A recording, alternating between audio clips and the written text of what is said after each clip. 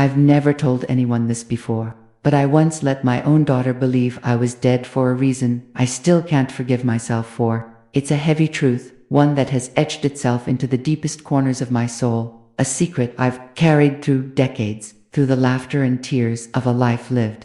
This burden, a silent companion through all my joys and sorrows, often felt heavier than any physical weight. It was a constant whisper in the back of my mind, a shadow that stretched even on the brightest days, reminding me of a choice made in desperation and fear, a choice that still haunts my quiet moments. The guilt, a persistent ache, has been pardon me for so long, a testament to the profound impact of that decision. Before I delve into the quiet corners of my past, I wonder, where are you listening from today? From which city, which country, does this old woman's voice reach you?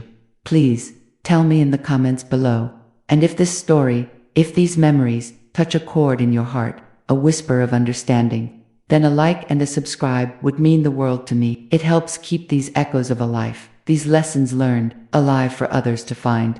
My story begins not in the bustling city, but in a time when the world moved slower, when the scent of wood smoke clung to the air, and the rhythm of life was dictated by the sun and the seasons. It was the early 1940s, and I was just a girl, living on a small farm nestled deep in the heart of rural Kansas. The land itself felt ancient, the rich, dark soil a testament to generations of toil and perseverance. The air, especially after a summer rain, carried the earthy scent of turned soil mixed with the sweet fragrance of wild clover and distant honeysuckle. Our days were marked by the crow of the rooster at dawn, the gentle lowing of cows, and the rhythmic creak of the well pump. The house was old, built by my grandfather's hands, with creaking floorboards that sang lullabies at night, and a porch swing that groaned under the weight of countless dreams. Every beam, every worn threshold, held a story, a whisper of lives lived and loved within its sturdy walls. Summers were long, hazy days, filled with the hum of cicadas that vibrated through the still air, and the sweet smell of honeysuckle that drifted in through open windows. We'd spend afternoons barefoot, chasing fireflies in the twilight, or swimming in the cool, muddy waters of the creek that snaked through our property. We didn't have much, certainly not in terms of material wealth, but we had the land, the endless sky that stretched in an unbroken dome above us, and a sense of belonging that felt as vast as the wheat fields stretching to the horizon. Our lives were intertwined with the cycles of nature, a quiet, self-sufficient existence that fostered a deep connection to the earth and to each other. My mother, a woman of quiet strength and gentle hands, taught me to bake bread that tasted of sunshine and patience, the warmth of the oven a comforting presence in our small kitchen. She taught me that true strength lay not in loudness, but in enduring, in nurturing, in the quiet acts of love that held a family together. My father, a man of few words but deep affection, taught me the names of the stars as we lay on our backs in the cool grass, their distant twinkle a reminder of the vastness beyond our farm. He taught me the resilience of a seed pushing through stubborn earth, a lesson in perseverance that would echo throughout my life. Life was simple, yes, but it was rich in its simplicity, woven with threads of hard work, community, and the unspoken language of family love. Our community was a tight-knit tapestry of neighbors who shared everything: tools, laughter, and sorrow. We'd gather for barn raisings, for Sunday church services that spilled out onto the lawn, and for potluck dinners where every dish was made with love and shared with generosity. On crisp evenings, we'd gather around the radio, its warm glow illuminating our faces as we listened to tales of faraway places, of heroes and adventures, our imaginations painting pictures far grander than our humble surroundings. It was a world of innocence, of small joys, and a profound sense of security. The war was a distant rumble then, a shadow on the edge of our peaceful world, a faint but growing echo from across the oceans. News trickled in through hushed conversations and crackling radio broadcasts, tales of faraway battles and sacrifices that seemed almost unimaginable from our quiet corner of the world. But it was slowly, inexorably, drawing closer, threatening to shatter the tranquility we held so dear. I remember vividly the day the first boy from our village left, a strapping young man named Billy, with a hopeful glint in his eye and a nervous smile, off to fight for a freedom we barely understood. His departure was marked by a quiet send-off at the train station, a mix of proud tears and unspoken fears in the community. It left a quiet ache, a premonition of the changes that were soon to sweep over us all. A tangible sign that our insulated world was about to be irrevocably altered. As the war intensified, so did the changes. The news from overseas grew grimmer, and the call for young men became more urgent. One by one, the familiar faces of our village departed, leaving behind women and children to tend the fields and keep the home fires burning. The rhythm of life shifted, becoming more somber, more demanding. Rationing became a daily reality, and every scrap of food, every piece of fabric, was cherished and reused. My father, too, a man of quiet duty, answered the call, his farewell a stoic embrace that spoke volumes of his unspoken fear and love. His departure left a void that felt too large for our small farmhouse, a silence that settled heavily in the evenings. I was barely a teenager, still clinging to the last vestiges of childhood. But suddenly, the weight of responsibility settled on my shoulders. I learned to milk cows before dawn, my fingers numb with cold, to mend fences with calloused hands, to plant and harvest with a fierce determination born of necessity. The innocence of my youth seemed to evaporate overnight, replaced by a grim resolve. The laughter that once echoed through the fields grew softer, replaced by the quiet hum of work and worry. A constant undercurrent of anxiety that permeated every aspect of our lives. We worked from sunup to sundown, fueled by coffee and a silent prayer for those far away. It was during these trying times, when the world felt uncertain and my own heart was heavy with responsibility, that I met him, a young soldier on leave. He was stationed at a nearby base, his uniform crisp but his eyes holding a weariness that belied his youth, a weariness I recognized in myself. Our paths crossed at the weekly town market, a rare occasion for social gathering amidst the wartime austerity. He was leaning against a stall, watching the bustling crowd, and our eyes met across the throng of people. He had a gentle smile and a way of listening that made me feel seen, truly seen, for the first time, as if he could peer into the quiet corners of my soul and understand the unspoken burdens I carried. He didn't just hear my words. He heard the unspoken fears and hopes beneath them. We'd steal moments together, under the vast Kansas sky, often meeting by the old oak tree at the edge of our property, its ancient branches providing a canopy of secrecy. We talked for hours, whispering our dreams, our fears, the future that seemed so uncertain in a world at war. He spoke of a world beyond our fields, of vibrant cities and boundless opportunities, of a life I could only imagine from the stories on the radio. His words painted pictures of a future that felt both exhilarating and terrifying, a world far removed from the familiar comfort of my farm. He was a beacon of hope in a darkening world, a promise of something more than the endless cycle of planting and harvesting, a glimpse into a life I hadn't dared to dream of. I fell in love with him, deeply and irrevocably, with the innocent intensity only a young heart can know. Our love was a secret, a fragile bloom nurtured in the shadow of war, a precious thing we guarded fiercely from the prying eyes of our small community. Every stolen glance, every whispered word, every fleeting touch was infused with a desperate sweetness. Knowing our time together was finite, we knew his leave was temporary, that he would soon return to the front, to the brutal realities of combat, but we clung to every stolen moment, every whispered promise, as if they could somehow defy the cruel hand of fate, as if our love alone could shield him from harm. One crisp autumn evening, the air sharp with the scent of burning leaves, under a sky ablaze with stars that seemed to mock our fleeting happiness, he told me he was being deployed overseas. The words hung in the air between us, heavy and final, crushing the fragile hope we had built with such tender care. My breath caught in my throat, and the world seemed to spin on its axis. We knew the risks, the grim statistics of war, the countless young lives extinguished far from home, but we clung to the desperate, irrational belief that he would return, that our love was strong enough to defy the odds. He promised to write, to find me, no matter what, his voice a low, earnest rumble against my ear. And I, with a heart full of both terror and unwavering devotion, promised to wait, a silent vow whispered into the vast, indifferent night. Our farewell was brief, a hurried embrace under the watchful eyes of the stars, a kiss that tasted of salt and unshed tears, a desperate attempt to imprint his presence on my memory. I clung to him, trying to memorize the feel of his arms around me, the scent of his uniform, the beat of his heart against mine. He was gone, a silhouette disappearing into the pre-dawn mist, a shadow swallowed by the horizon, and I was left with an emptiness that echoed through the quiet fields, a profound silence that settled deep within my bones. The world felt colder, emptier, stripped of its warmth and light.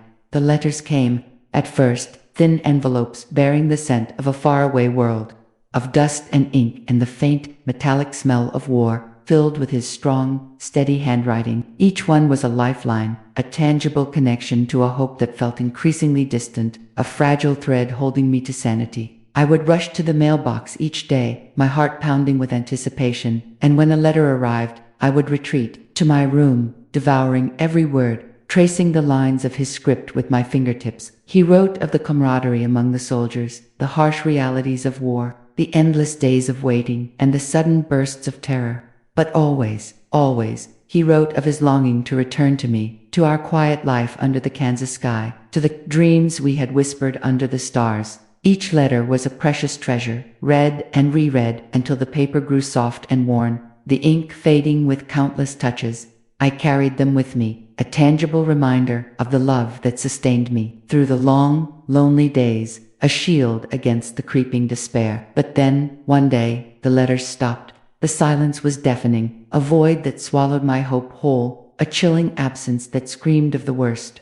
The mailbox remained empty, day after day, week after week, each passing moment a fresh stab of agony. I waited, clung to the desperate belief that a letter had simply been delayed, lost in the chaos of war. Or perhaps he was just too busy to write. My heart ached with a pain I hadn't known possible, a constant, gnawing fear that whispered the worst. A terror that grew with each silent sunrise and each empty sunset. The uncertainty was a torment, a slow, agonizing erosion of my spirit. I found myself staring blankly at the fields, unable to focus, my mind consumed by frantic prayers and desperate imaginings of what might have happened.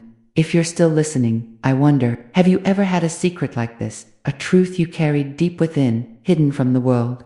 Tell me in the comments, where are you watching from? If this story touched your heart, like and subscribe. It helps keep the memories alive. The official telegram arrived on a Tuesday, a stark, impersonal piece of paper that tore through the last vestiges of my hope, killed in action. The words blurred, the world spun, and I remember little else from that day except a profound, suffocating darkness.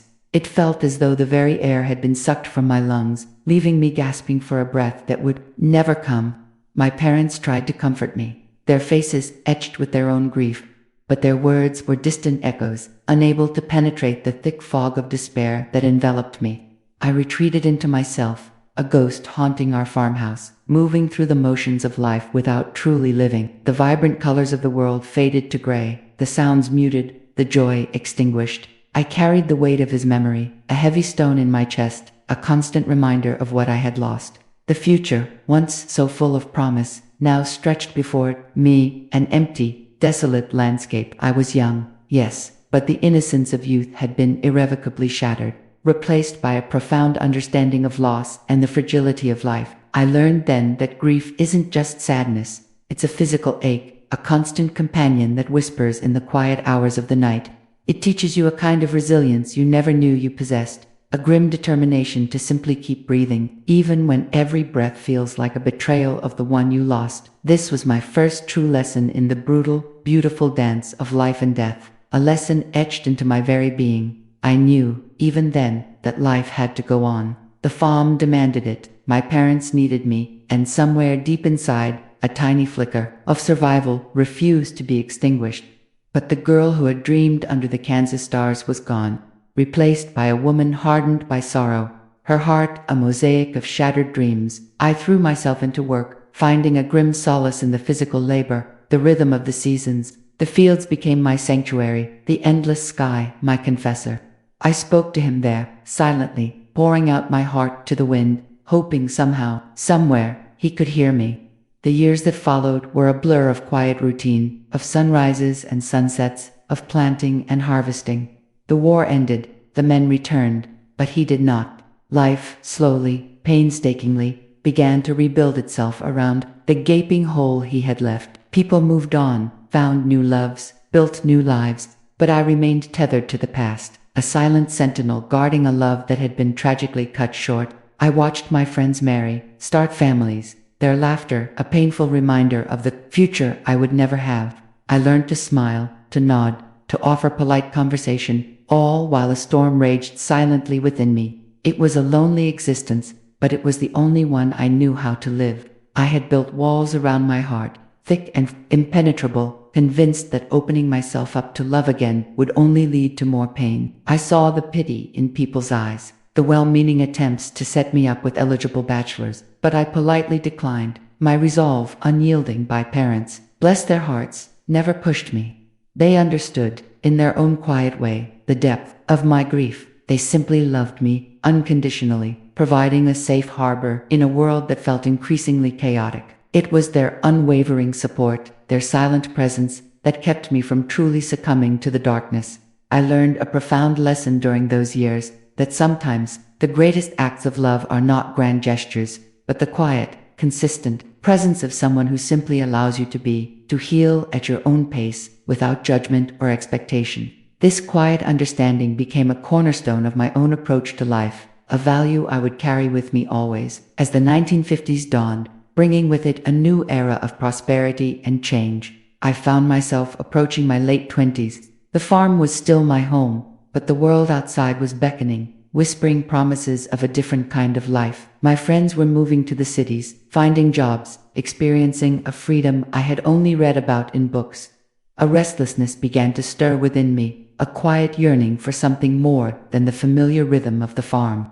It wasn't a desire to forget, but a need to find a new purpose, a new path, to honor the life I had been given. I knew I couldn't stay in the past forever, no matter how comforting its shadows. The decision was not easy. Leaving the only home I had ever known, leaving the comfort of my parents' embrace, felt like a betrayal of everything I had held dear. But a quiet voice within me, a voice that had been silenced for too long, urged me forward. I packed a single suitcase, filled with a few cherished belongings, and a heart full of trepidation and a fragile hope. My parents stood on the porch, their faces a mixture of sorrow and pride, as I boarded the Greyhound bus that would take me away from the only life I had ever known. The bus pulled away, the small farmhouse shrinking in the distance, and I felt a pang of profound sadness, a tear tracing a path down my cheek.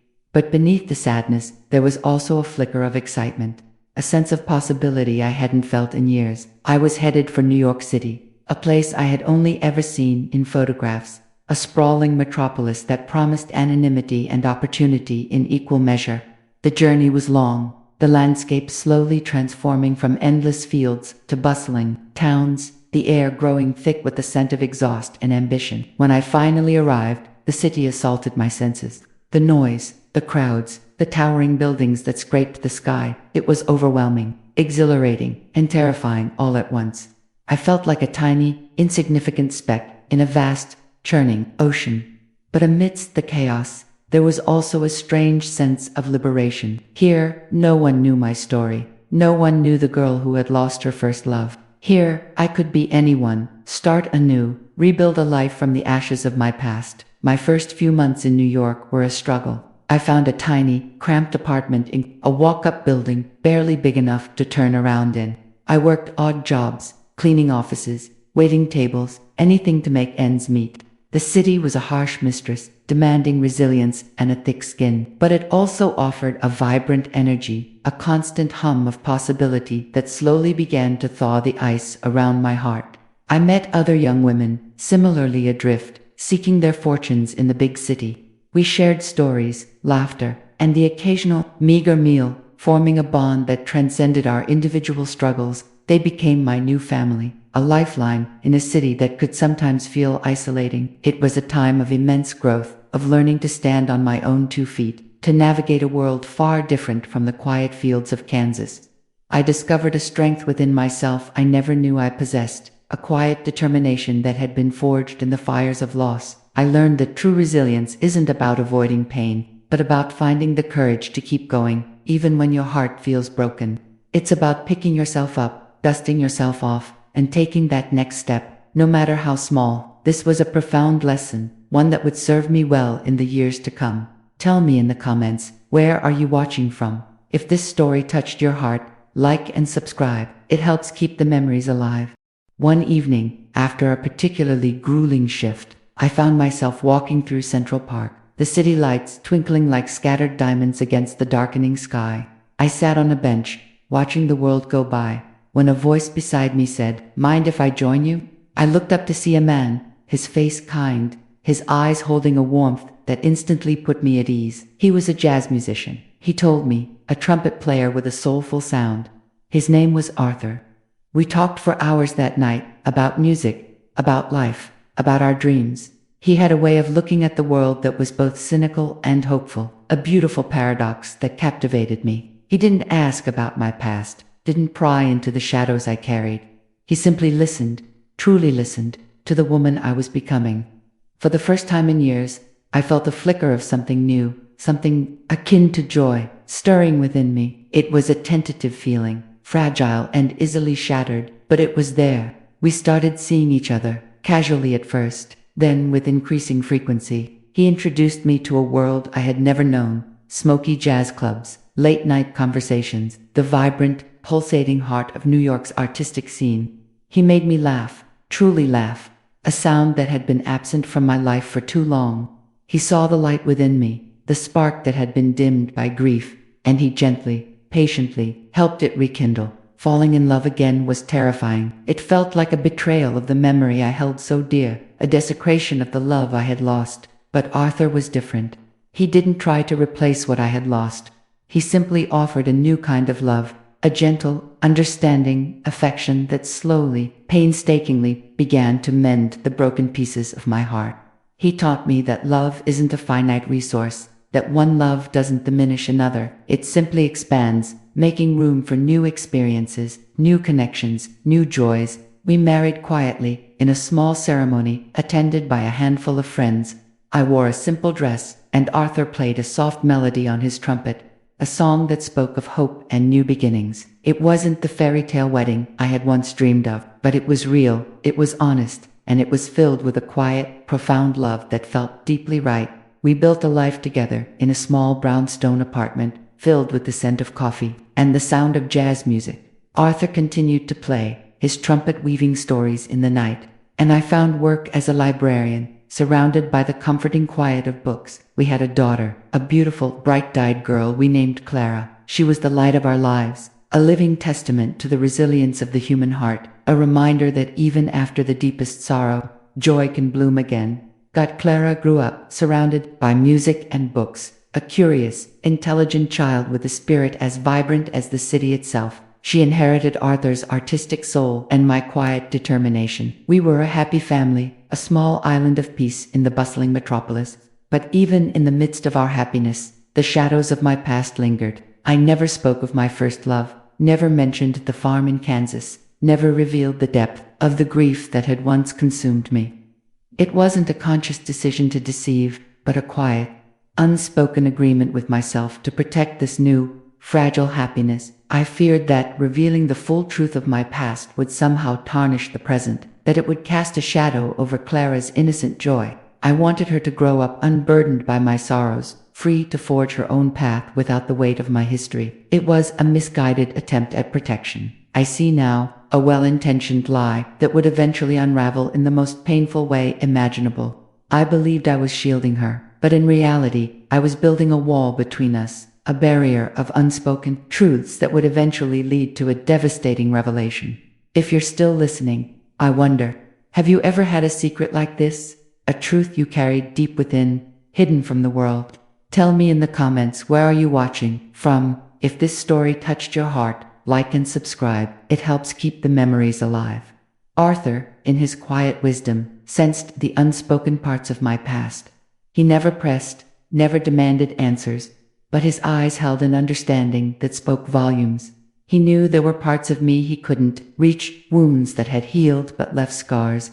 He loved me despite them, perhaps even because of them, and for that, I was eternally grateful. His unconditional love was a balm to my soul, a constant reminder that I was worthy of happiness, even with my imperfections and my hidden sorrows. Clara, however, with the keen intuition of a child, often asked about my family, about my childhood. I would offer carefully curated anecdotes, painting a picture of a pleasant, uneventful upbringing, omitting the profound loss that had shaped my early years.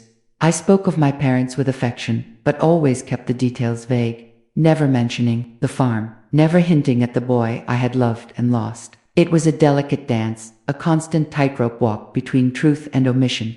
I justified it to myself as a way of protecting her, of preserving her innocence, but deep down, a nagging voice whispered that I was doing her a disservice, that I was denying her a complete understanding of her own heritage, her own mother's journey. As Clara grew into a young woman, the questions became more pointed, more insistent. She was curious about her roots, about the stories that made up our family history. She wanted to know about my grandparents, about the place I had come from. I would deflect, change the subject, or offer vague generalities, hoping she would eventually lose interest. But Clara was persistent, and her persistence only fueled my anxiety. The secret, once a quiet companion, now felt like a ticking time bomb, threatening to explode and shatter the carefully constructed world I had built. I lived with a constant fear of exposure, a dread that one day the truth would come tumbling out, and everything I held dear would be irrevocably damaged.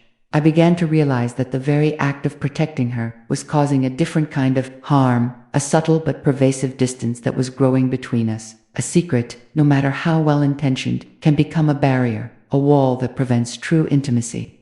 This was a painful lesson, one I was learning the hard way.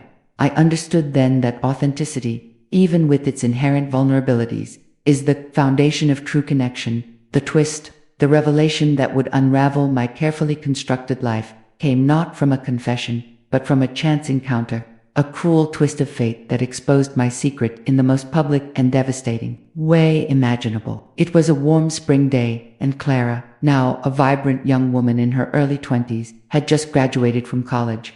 We were celebrating, walking through the bustling streets of Greenwich Village, when she spotted him, an old man, his hair white, his face etched with the lines of a life lived, but his eyes were unmistakable. They were the same eyes I had fallen in love with all those years ago, the eyes of the boy I had believed to be dead. My heart stopped, the world around me faded, the sounds of the city replaced by a deafening roar in my ears.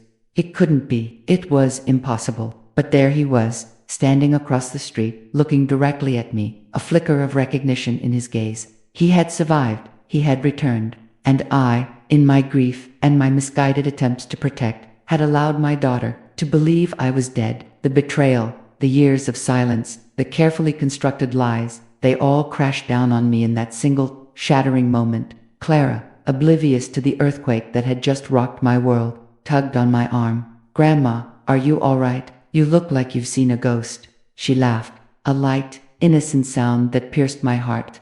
I couldn't speak, couldn't move. My gaze was fixed on him, on the man who was supposed to be a ghost, a memory. He started to walk towards us, slowly, deliberately, and I knew, with a chilling certainty, that the moment of reckoning had arrived. The secret, the one I had carried for so long, was about to be laid bare. It was a moment of profound terror, but also, strangely, of a twisted kind of relief. The weight of the lie had been crushing, and now, finally, it was about to be lifted. No matter how painful the process, I had always believed I was protecting Clara, but in that instant, I realized the immense disservice I had done her, the truth I had stolen from her. The value of honesty, even when it's difficult, became blindingly clear. It was a lesson I had learned too late, a bitter pill to swallow. Tell me, in the comments, where are you watching from? If this story touched your heart, like and subscribe, it helps keep the memories alive. He reached us, his eyes still locked on mine, a lifetime of unspoken questions in their depths. Clara, sensing the sudden tension, looked from him to me, her brow furrowed with confusion. "Do you know this man, Grandma?" she asked, her voice tentative. I swallowed, my throat dry, my heart pounding a frantic rhythm against my ribs. The words felt stuck, lodged somewhere deep within my chest. He, however, found his voice. "Eleanor," he whispered, his voice raspy with emotion, a name I hadn't heard spoken by him in decades. Clara's eyes widened, her gaze snapping back to me, a dawning realization slowly spreading across her face. The truth, unspoken, yet undeniably present, hung heavy in the air between us. The silence stretched, thick with unspoken history, with the echoes of a past I had tried so desperately to bury. I could see the confusion, then the hurt, Then the dawning anger in Clara's eyes as she pieced together the fragments of what she was witnessing. The world seemed to tilt on its axis, the vibrant colors of the city blurring into a kaleidoscope of pain and regret. This was the moment I had dreaded, the consequence of my well-intentioned deception. The conversation that followed was a blur of raw emotion, of explanations and accusations, of tears and shattered trust. He, the man I had loved and lost, told his story of being captured, of years as a prisoner of war, of his miraculous escape and long journey home, only to find that the world had moved on, that the girl he loved was gone, presumed dead, had searched for me, he said, for years, clinging to the hope that I had somehow survived. And I, in turn, confessed my own story of the telegram, of the overwhelming grief, of the fear that had driven me to build a new life, a new identity, a new family, without ever truly letting go of the past. Clara listened, her face a mask of shock and betrayal. The grandmother she knew, the woman who had always been a bastion of unwavering truth and gentle wisdom, had harbored a secret so profound, so devastating. The pain in her eyes was a physical blow, far worse than any accusation. It was the pain of broken trust, of a fundamental shift in her understanding of who I was. The values I had tried to instill in her, honesty, integrity, transparency, felt like a cruel mockery in that moment. The aftermath was devastating. Clara retreated, her laughter replaced by a chilling silence. Arthur, my steadfast husband, was heartbroken, not just for me, but for Clara, for the unraveling of the family we had so carefully built. He stood by me, his love a quiet anchor, the storm, but even his unwavering support couldn't mend the rift that had opened between me and our daughter. The man from my past, his name was Thomas, tried to reconnect, to understand, but the chasm of years and unspoken truths was too vast to bridge. We were two strangers, bound by a shared history, but separated by a lifetime of separate choices. The lesson was brutal, but undeniable. Secrets, no matter how well-intentioned, corrode the very foundations of trust and connection. They create distances that are almost impossible to close. I learned that day that true love, true family, requires complete honesty, even when the truth is painful. It's about facing the difficult conversations, about being vulnerable, about trusting that the bonds you share are strong enough to withstand even the most shattering revelations. It was a lesson I wished I had learned decades earlier. If you're still listening, I wonder, have you ever had a secret like this? A truth you carried deep within, hidden from the world? Tell me in the comments. Where are you watching from? If this story touched your heart, like and subscribe. It helps keep the memories alive. The years that followed were a slow, arduous journey of healing. Clara and I spoke, haltingly at first, then with increasing openness. It took time, immense patience, and a willingness on her part to understand the complex tapestry of my life, the choices I had made out of grief and fear. I had to earn back her trust, piece by painful piece, by finally being truly, completely honest about everything. I shared the stories of the farm, of my parents, of the young soldier I had loved so fiercely, of the telegram that had shattered my world. I showed her the worn letters, the faded photographs, the tangible remnants of a past I had kept hidden. It was a raw, vulnerable process, stripping away the layers of pretense I had built around myself. Arthur was instrumental in this healing, his quiet strength and unwavering love providing a safe space for us to navigate the difficult terrain of forgiveness and understanding. He reminded Clara of my goodness, of the love that had always been at the core of my being, even when my actions were flawed. Thomas, my first love, eventually moved back to his hometown, a quiet understanding passing between us that our paths, though once intertwined, had diverged too far to ever truly reconnect. There was no bitterness, only a profound sadness for the lives we might have had, and a quiet acceptance of the lives we had built. It was a bittersweet closure, a final acknowledgement of a love that had been tragically cut short, but also a testament to the enduring power of the human spirit to find happiness even after unimaginable loss. My relationship with Clara slowly, painstakingly, began to mend. The initial anger softened into a deeper understanding, the betrayal replaced by a profound empathy for the young woman I had been, lost in a world of grief and uncertainty. We learned to communicate not just with words, but with an honesty that transcended the spoken sheet. taught me the value of confronting difficult truths, of allowing vulnerability to foster deeper connection, and I, in turn, taught her that even the wisest among us are flawed, that mistakes are a part of the human experience, and that forgiveness, both of others and of oneself, is the most powerful act of love. Now, as I sit here, an old woman with a lifetime of memories etched into my soul, I look back on that period with a mixture of regret and gratitude. Regret for the pain I caused, for the years of truth withheld, but gratitude for the lessons learned, for the profound understanding that emerged from the ashes of my mistakes.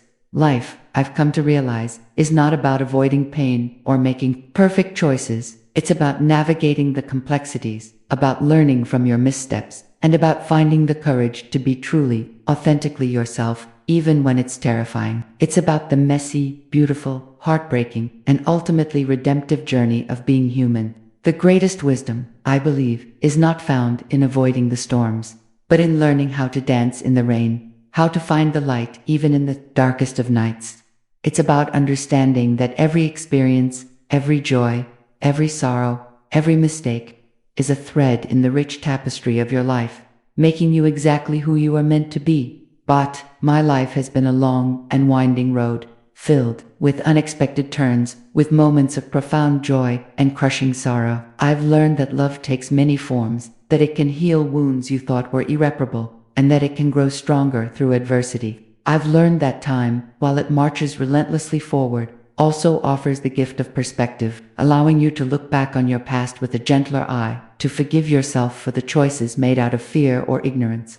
And I've learned that the most powerful connections are built on a foundation of unwavering honesty, even when the truth is difficult to bear. So, if you take one thing from this old woman's story, let it be this: don't let fear dictate your choices. Don't let unspoken truths build walls between you and the people you love. Be brave enough to be vulnerable, to share your full story with all its imperfections and its triumphs. Because in doing so, you not only free yourself, but you also create the space for true, profound connection. And the twist, you ask? The revelation that still brings a tear to my eye, not of sorrow, but of a profound, almost unbelievable grace, years after that shattering encounter in Central Park. Long after Thomas had returned to his quiet life, and after Clara and I had painstakingly rebuilt our bond, a package arrived at our doorstep. It was addressed to me, in a familiar, yet long unseen, handwriting. Inside, nestled amongst layers of tissue paper, was a small, tarnished silver locket, and inside the locket, 2 tiny, faded photographs. One was of me, a young girl with hopeful eyes, taken on the farm all those years ago. The other, a picture I had never seen, was of a baby, a tiny, swaddled infant with a shock of dark hair. And on the back of that photograph, in a shaky, almost illegible script, were 2 words: our daughter. Thomas had never known. He had never known that before the telegram, before the silence, before the world had shattered. I had been carrying a secret even deeper than my grief. I had been pregnant.